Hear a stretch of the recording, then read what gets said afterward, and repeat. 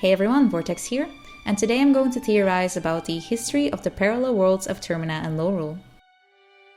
You can think of these two worlds as mirrors of Hyrule, following the same basic outline of major events. Some worlds mirror Hyrule quite closely, like Lorule, while other worlds through certain details, like Termina. I've made a timeline interlinking all known parallel worlds, and you may notice three events being quite prominent in every single one of them. Namely, the rise of a demon,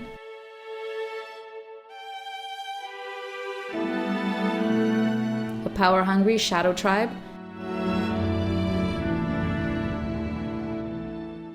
the loss of a goddess,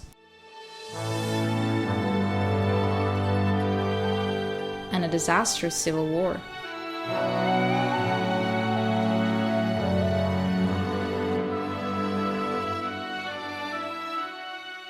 One shadow tribe stands in the center of all these events, the Sheikah.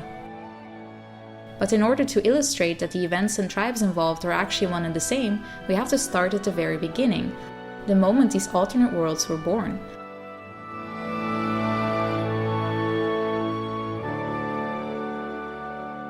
The three golden goddesses initially only desired to create the world of Hyrule. Termina, Lorule, and every other parallel world were created by pure luck. When the three golden goddesses created Hyrule, their potent magic slipped through tiny cracks in the folds of space and created millions of alternate worlds in the process. As the goddesses departed the world, they trusted their ultimate power, the Triforce, to the hands of the goddess Hylia, and simultaneously all parallel versions of her. So let's start with taking an in-depth look at Hyrule's history, as the other worlds are based on this one. One dark, fateful day, a crack opened up in the earth, allowing a powerful demon king and his horde of demons to rush forth from the fissure. They mounted a brutal assault upon the surface people, hell-bent on obtaining the ultimate power, the Triforce. The goddess Hylia gathered her surviving humans and sent them skyward, along with the Triforce beyond the reach of evil. With her surviving humans safe above the clouds, the goddess and the 5 tribes who still lived on the surface joined forces and fought Demise, eventually sealing him away and restoring the land. The goddess had suffered grave injuries in her struggle with Demise. She realized there would one day be a time where Demise would be freed from his prison and there would be no one to stop him. Hylia thus chose to abandon her immortal form so that she could be reborn as a mortal and use the Triforce. She prepared an elaborate plan to guide those that would come after her, just in case Demise would break free. And he did. After Demise's return and subsequent banishment, the world remained at relative peace for a while, until chaos returned once more. During the era of chaos, the Triforce lay unprotected.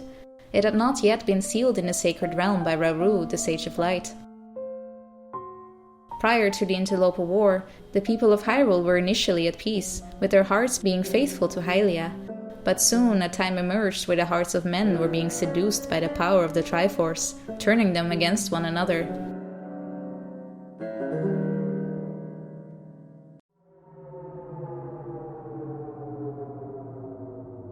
Amongst them were the Dark Interlopers, a tribe skilled in magic who rose like shadows amongst the Hylians. They sought to control Hyrule, and ultimately, the Triforce. These interlopers were able to rise unnoticed because of their previous role as caretakers of Hylia. For some of the Sheikah, their tribe's eternal fate of unwavering devotion proved too heavy of a burden to bear. They defected and instead attempted to gain the power they were only allowed to watch from a distance. The Triforce.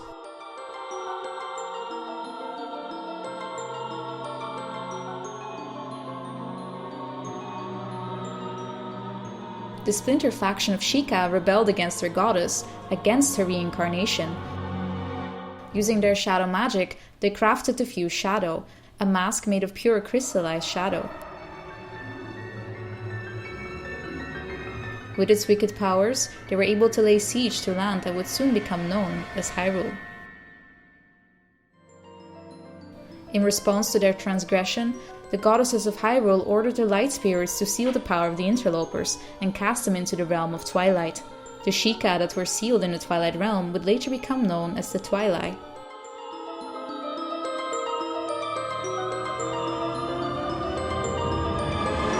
It remains unclear why the goddesses would personally intervene in mortal events, as they have shown before that they do not stop evil simply because it has arisen.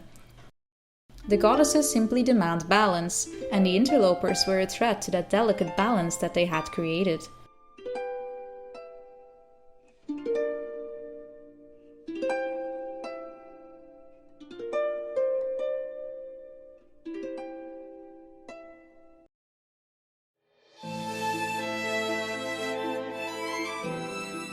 It was as Impa said. The power of the Triforce is too great to leave in the grasp of men. Dependence on its might is an invitation to disaster. When it has served its purpose, it must be hidden away to lay dormant once again, the knowledge of its existence hidden from mortal history. And that is exactly what happened. The events surrounding the war for the Triforce were erased from history, only recorded as legends which were safeguarded by the Sheikah and the royal family.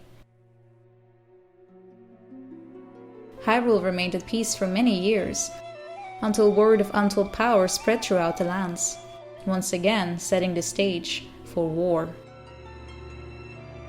The Hyrulean civil war raged on for decades, littering Hyrule Field with bones of the fallen. The knowledge of the existence of the Triforce, which was supposed to have been kept a secret, spread throughout the lands once again. While Demise's reincarnation, Ganondorf, was alive during the Civil War, he would not have known about the whereabouts of the Triforce at this time. Unless he had gotten this information from someone close to the royal family, for a price. But that will remain a theory for some other time. The war was eventually quelled by the king, who managed to unify the tribes, signing treaties with the other races, who in turn pledged their loyalty to Hyrule's king. They were allowed to govern their own tribes, but they had to be ready to be summoned to the king's aid when the need would arise. This newly expanded kingdom experienced many years of prosperity, until word, once again, spread about an ancient relic.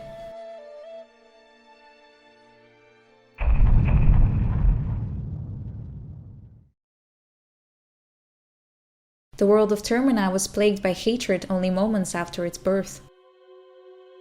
The demon Majora, the embodiment of hatred, spread its anger across the four corners of the world, its wicked powers tainting all those that stood against it. The goddess Termina, even with the aid of her fierce deity, suffered grave injuries. With her dying breath, Termina sealed both her dying fierce deity and the demon Majora into masks, to seal the evil of Majora and to preserve the power of her fierce deity.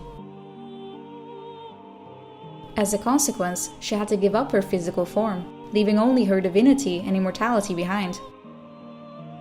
The remnants of her powers would then take the form of a spiritual being without a material shape. This new goddess of time could only silently watch as events would unfold.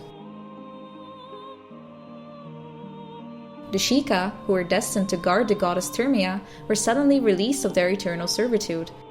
They scattered across the world, many of them settling in the desolate region known as Ikana. They would come to be known and feared as the Ancient Tribe. The existence of the Sheikah and Termina is initially only alluded to through the flavor text scene when you obtain the Mask of Truth. Their presence, however, is felt all throughout Termina. The Lens of Truth, the Mask of Truth, the Gossip Stones, all Sheikah artifacts that have been left seemingly abandoned, with nothing to trace them back to, except towards a parallel version of the Sheikah. Now freed of their eternal subservient role, the ancient tribe was no longer confined to the shadows. They could look for power, and use it. They began using the relic left behind in the conflict for their own selfish use. Majora's Mask.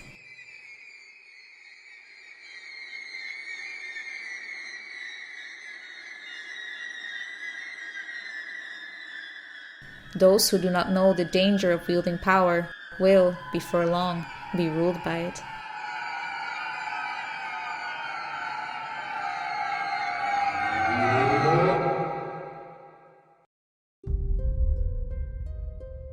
These words, which were directed at the wickedness of the few shadow, hold true for the artifact belonging to the ancient tribe as well. The tribe slowly succumbed to the evil locked within Majora's Mask, its corrupting tendencies unnoticed until it was almost too late. But unlike in Hyrule, the goddesses did not intervene. They had seen Termina as being unworthy of their intervention. The corruption ran too deep. Termina would have to suffer for its choices. There was no one left in Termina to match the raw power that the tribe could wield. Not the goddesses who had forsaken Termina, nor the 4 giants who remained in slumber. Just like the Sheikah Interlopers of Hyrule, the ancient tribe became drunk with power.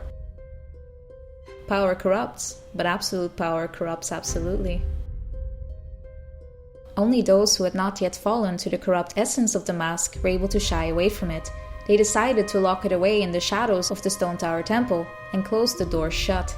They abandoned the tower which once stood as a testament of their supremacy and settled at its base. This land would soon come to be known as the Kingdom of Ikana.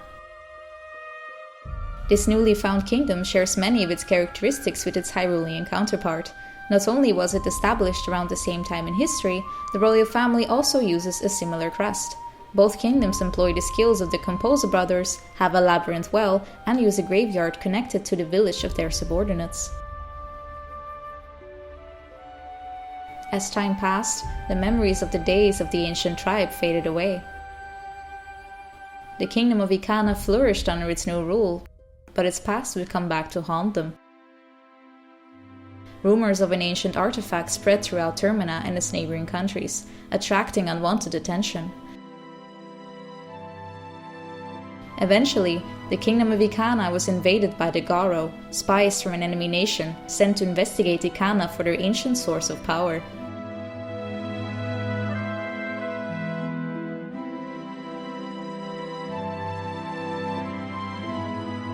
As the war raged on, it became clear no winner would ever emerge. The armies of both nations were too evenly matched, and neither side made an attempt to surrender. The people of Ikana began to fight amongst themselves, sparked by greed and anger. Those that could flee would later establish Clocktown. Those who were not so lucky died and became spirits who were unable to move on.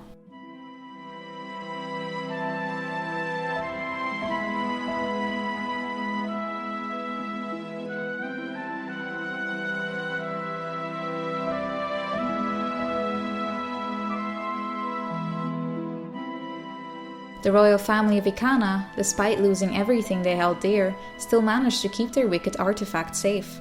They, however, were forced to linger in their own ruined kingdom due to the darkness that crept through the open doors of the Stone Tower Temple, the place where Majora's Mask remained hidden. Well, for some time at least, until word, once again, spread about an ancient relic.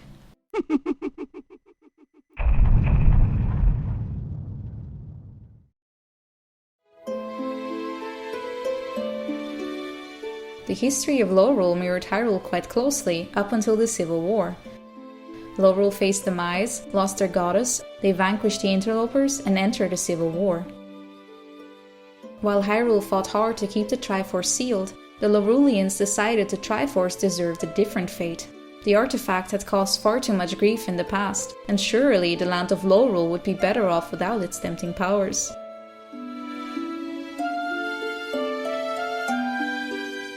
That is why the ancestors of Princess Hilda decided to destroy the Triforce rather than sealing it.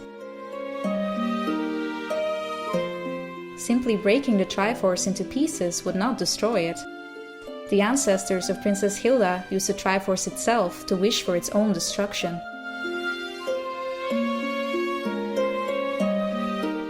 Unfortunately, destroying the Triforce meant that the very foundation of time and space itself were cast into chaos.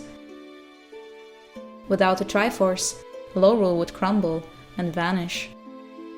As the Loruleans saw their homes crumble, they knew that without their Triforce, they had no hope of survival. The princess, desperate in her actions, allowed herself to be seduced by the power of the Triforce. She attempted to steal the relic from a world parallel to hers, a world that still had theirs. Had she succeeded, she would have been responsible for destroying Hyrule. So in short, all major events in Hyrule can be found in each parallel world, along with the mirrored involvement of the Sheikah. History in every parallel world starts with a goddess attempting to govern her land, but meeting a tragic end at the hands of a demon. Hylia and Lolia decided to reincarnate as mortals, while Termina decided to watch time and protect it. A splinter faction of the Sheikah in Hyrule became the Interlopers, who were banished to the Twilight Realm. Their mirrored version was known as the ancient tribe of Termina, who vanished from history after sealing Majora's Mask. The civil war of Hyrule was ended peacefully. The land was united under the banner of the royal family. The fate of the kingdom of Ikana was less desired. Everyone who was involved in the war died. Only those that fled survived. The fate of Lorule was decided after the royal family decided to destroy the Triforce, its world destined to fade away, unless a hero could change destiny.